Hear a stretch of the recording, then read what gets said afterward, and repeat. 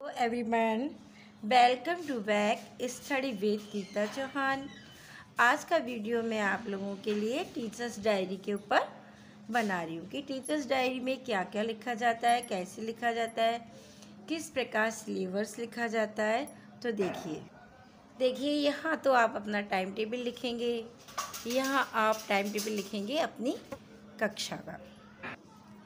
यहाँ देखिए AIIMS and methods of teaching, Hindi शिक्षण के उद्देश्य। आप इस तरह से लिखेंगे। पहला उद्देश्य, शिक्षण का प्रमुख उद्देश्य है कि बच्चे किसी बात को सुनकर समझ पाएं। दूसरा, औपचारिक और अनौपचारिक दोनों के माहौल से प्रभावशाली ढंग से अपनी बात रख पाएं। तीसरा उद्देश्य है, शिक्षक को किताब को ऐसे समझाना चाहिए कि बच्चे किसी किताब को समझते हुए पढ़ सकें। चौथा देखिए, बच्चों को हिंदी के विभिन्न रूपों से परिचित कराया जाए। बच्चे भाषा के द्वारा अपने परिवेश एवं अनुभव को समझ सकें। निजी अनुभवों के आधार पर भाषा का सृजनशील प्रयोग करना बच्चों में भाषा की समझ तथा सहज अभिव्यक्ति का विकास हो सके। 5 देखिए, शिक्षण का उद्देश्य बालक को यह सिखाना है कि वह प्रत्येक वातावरण में समायोजन करना सीखता है। शिक्षण का उद्देश्य बालकों के यानी विद्यार्थियों के संवेगों को प्रशिक्षित करना है। शिक्षण संवेगों को स्पष्ट करता है तथा संवेगों पर नियंत्रण रखना सिखाता है। 7 देखिए, इससे स्पष्ट होता है कि संपूर्ण शिक्षण क्रिया का आधार शिक्षण उद्देश्य ही है।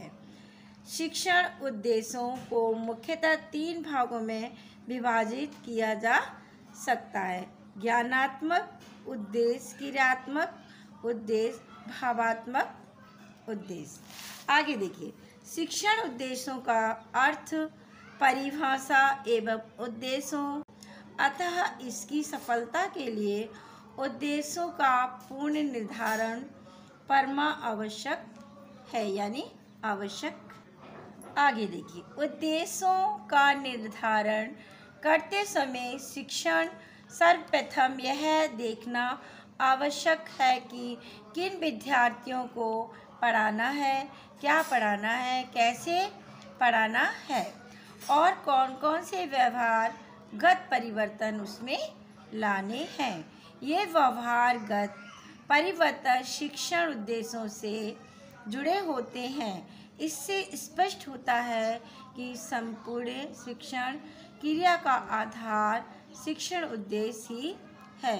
ज्ञानात्मक उद्देश्य। फर्स्ट, जब हम विद्यार्थियों के ज्ञान के स्तर को बढ़ाकर उसके ज्ञान पक्ष को प्रभावित करते हैं, तब यह शिक्षण का ज्ञानात्मक उद्देश्य होता है।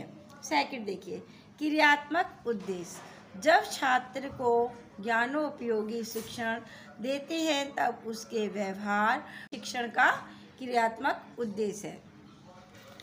भावात्मक उद्देश्य। जब छात्र के भाव, विचार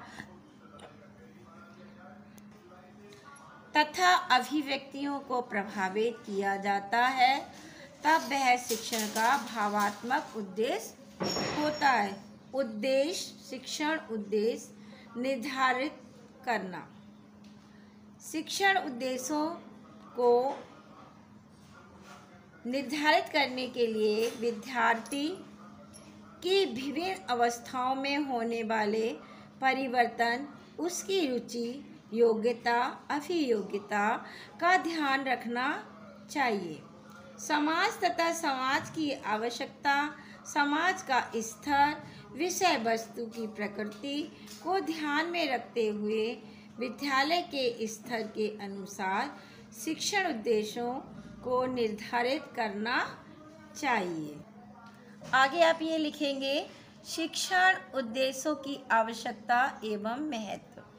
शिक्षण उद्देश्यों के निर्धारण से विद्यार्थियों के अंदर ज्ञान, प्रयोग, कुशलता, रुचियों, मनोवृत्तियों, रसानुभूति, व्यक्तित्व आदि में अपेक्षित परिवर्तन संभव हो जाता है।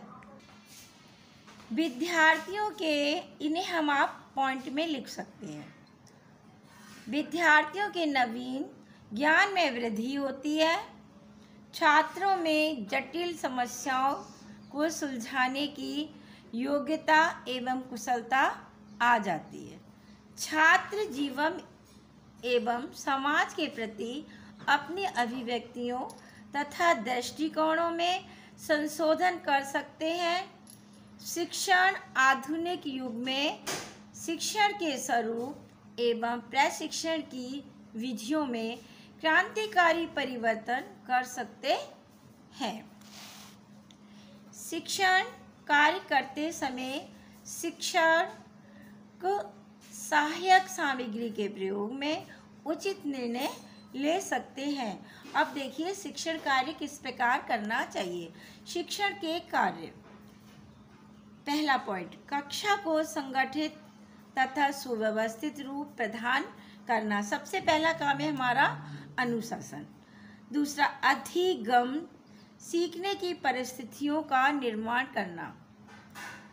थर्ड, विषय वस्तु तथा कार्य का विश्लेषण करना। फोर्थ, सीखने के लिए विद्यार्थी को प्रेरित करना। 5, छात्रों को व्यक्तिगत विभिन्नताओं की जानकारी प्रदान करना।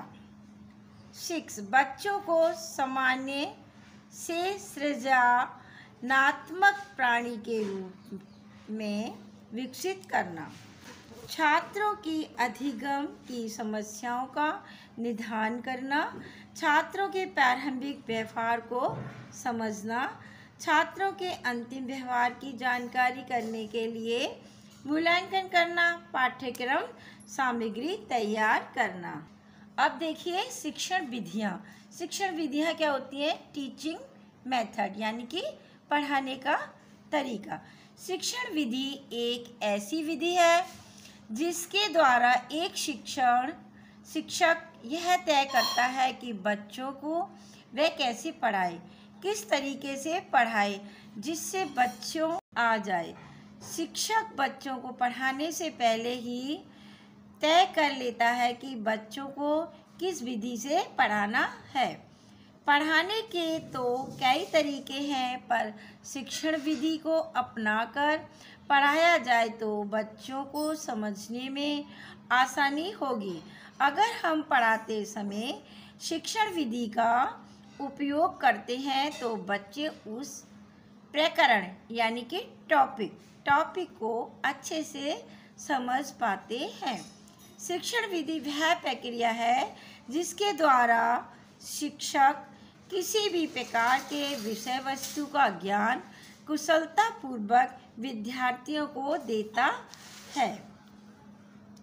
शिक्षण विधि द्वारा पढ़ाने के बहुत उद्देश्य हैं। जैसे शिक्षण विधि का उपयोग करने से बच्चों को पाठ जल्दी समझ आ जाता है। पाठ्य पुस्तक विधि, यह विधि सबसे सरल विधि है। इस विधि में एक शिक्षक पुस्तक को पढ़कर ज्ञान प्रदान या पढ़ाकर ज्ञान प्रदान करता है, खुद भी ज्ञान प्रदान करता है और बच्चों को भी ज्ञान प्रदान करवाता है। व्याख्यान विधि, इस विधि का प्रयोग पाठ को शिक्षक खुद पढ़कर बच्चों को व्याख्यान देता है यानी कि लेक्चर देता है अर्थात समझता है। इस विधि का प्रयोग उच्च कक्षाओं में किया जाता है। अब योजना विधि, इस विधि में शिक्षक बच्चों से समस्यात्मक प्रश्न पूछते हैं, बच्चे उसका समाधान बताते हैं। प्रदर्शन विधि, इस विधि के प्रयोग से शिक्षक को व्याख्यान करने में सहायता मिलती है। बच्चों को सही तरीके से समझाने में सहायता मिलती है। किसके द्वारा? बुक के द्वारा। अब देखिए syllabus for the years in outline. आप यहाँ पर अपना पूरी साल का सिलेबस लिखेंगे, यहाँ अपनी कक्षा लिखेंगे, बुक का नाम लिखेंगे। यहाँ आपको जहाँ भी फाइनल का सिलेबस लिखना है, हाफ ईयरली का लिखना है, जैसे भी जिस स्कूल में काम करवाया जाता है उस तरह से यहाँ लिखेंगे। अब फर्स्ट टर्म का यहाँ सिलेबस लिखेंगे। ये आप देखिए, ये इस तरह से, ये देखिए आपको समझ आ रहा होगा। यहाँ क्लास, सब्जेक्ट, बुक का नाम, फिर आपके जो बुक में चैप्टर हैं वो यहाँ लिखे जाएंगे। फिर इस तरह से आपको लिटरेचर का इधर यानी कि हिंदी साहित्य, यहाँ आप लैंग्वेज का काम करेंगे यानी कि हिंदी व्याकरण। इस तरह से आप देखिए आपको जो जो भी कक्षाएं पढ़ाने को दी जाएंगी आप इस तरह से यहाँ पर अपना सिलेबस डाल लें। यहाँ देखिए अब फर्स्ट टर्म का जो भी आपको फर्स्ट टर्म में काम कराना है या आपके स्कूल में जिस तरह से P1 होते हैं, P2 होते हैं, हाफ ईयरली होते हैं, उस तरह से आप फर्स्ट टर्म का काम इस तरह से करेंगे। यहाँ आप डेट डालेंगे, फिर क्लास का नाम, फिर वर्किंग डे डालेंगे। यहाँ आप बुक का नाम डालेंगे, जो भी आपका सब्जेक्ट है। यहाँ आप चैप्टर वाइज इस तरह से आप अपना वीकली काम करेंगे। ये देखिए आगे इसके बाद आप यहाँ देखिए, यहाँ आपने डेट डाला, क्लास डाली, वर्किंग डेज डाले, यहाँ नाम डालेंगे पर जैसे जैसे आप बोर्ड का प्रयोग करेंगे, चौक, डस्टर, बुक का नाम, इस तरह से आप सभी कॉलम्स में भरेंगे। यहाँ देखिए इसके बाद यहाँ आइए, यहाँ शिक्षक की प्रशिष्ट विधि एवं गतिविधि यहाँ आप लिखेंगे। यहाँ आपने किस तरह पढ़ाया या आपको किस तरह पढ़ाना है, आपको विद्यार्थियों के साथ कैसे पढ़ाना है, क्या करना है, यहाँ आप क्लास वर्क देंगे, यहाँ होमवर्क। Thank you.